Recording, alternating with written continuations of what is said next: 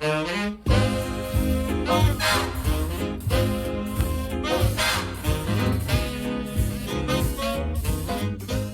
El Pachuco steps onto the stage in Zoot Suit, he's not just a character.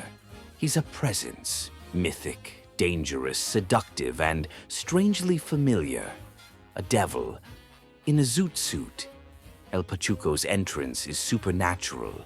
He appears out of music, out of Henry's thoughts. Ese... ¿Qué pues no es? What the hell's going on, Ese? City's cracking down on Pachucos, carnal. Don't you read the newspapers? Death awakens Sleepy Lagoon. The cops ain't got nothing on me, and you know it. You're Henry Reina, carnal. Hank Reina. The Zoot Suiter. He freezes time. He commands attention. Just like devil figures in mythology, El Pachuco doesn't follow the rules of reality. He bends them. The devil in folklore rarely forces you to do anything. He suggests, he tempts, he nudges. Go ahead, ese. Papa Cherry, you know she wants it.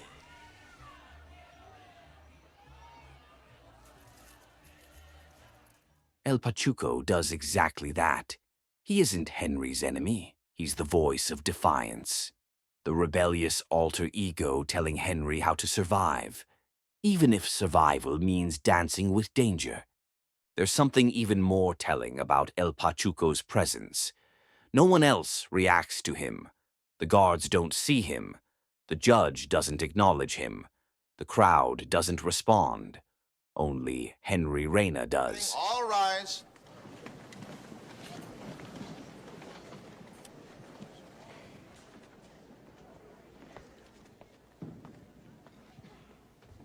Please be seated.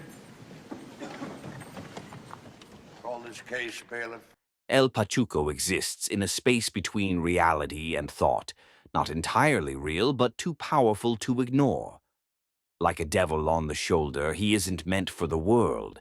He's meant for the tempted soul. And that isolation matters, because it shows that El Pachuco isn't an external villain. He's an internal one, a manifestation of Henry's fear, pride, anger, and survival instinct.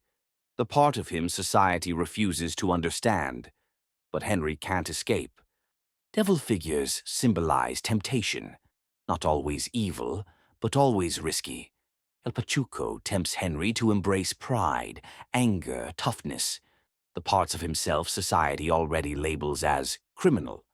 What the world calls dangerous, El Pachuco calls power. El Pachuco became a devil partly because society made him one. In the 1940s, Pachucos were called gangsters, monsters, devils, not because of who they were, but because of what America feared. El Pachuco stands in front of those labels and refuses to let them define him. To understand El Pachuco's presence, it helps to compare him to two modern pop culture figures who share the same devilish red and black energy. Ryuk from Death Note, and Deadpool, the merc with a mouth. Ryuk, like El Pachuco, isn't evil. He's curious. He pushes Light Yagami toward darker choices just to see what happens. I've already got what I want.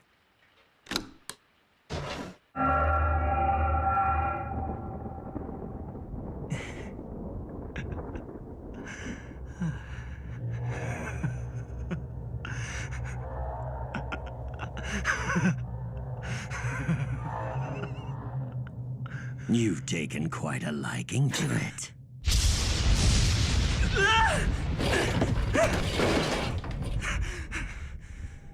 No reason to act surprised.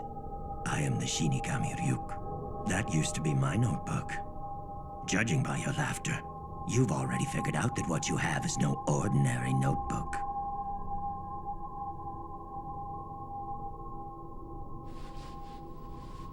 Shinigami, the god of death, huh? Well, I'm not surprised. In fact, Ryuk, I've been waiting for I've already figured out that this Death Note I found is real. It didn't take me long. And now that I've witnessed the proof of its power, I only feel more confident in what I'm gonna do. That's interesting. I certainly wasn't expecting this. Several Death Notes have made their way into the human world in the past, but you're the first to have written this many names. Look at how many people you've killed in only 5 days. Most are reluctant to write this much.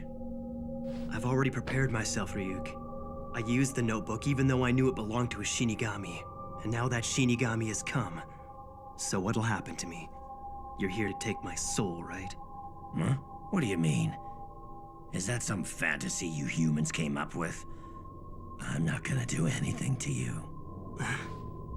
The notebook becomes part of the human realm from the very moment it touches the earth. In other words, the notebook is now yours. This is mine?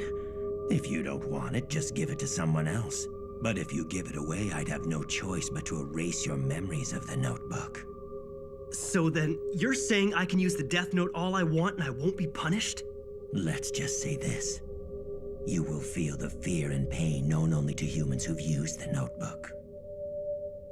And when it's your time to die, it will fall on me to write your name in my Death Note. Be warned, any human who's used a Death Note can neither go to heaven nor hell for eternity. That's all.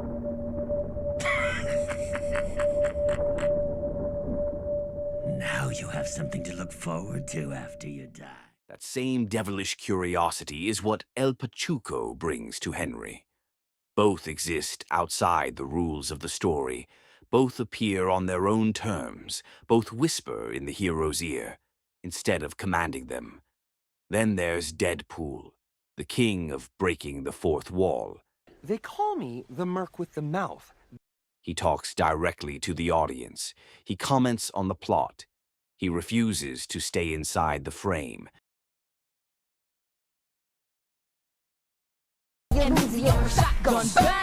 Oh!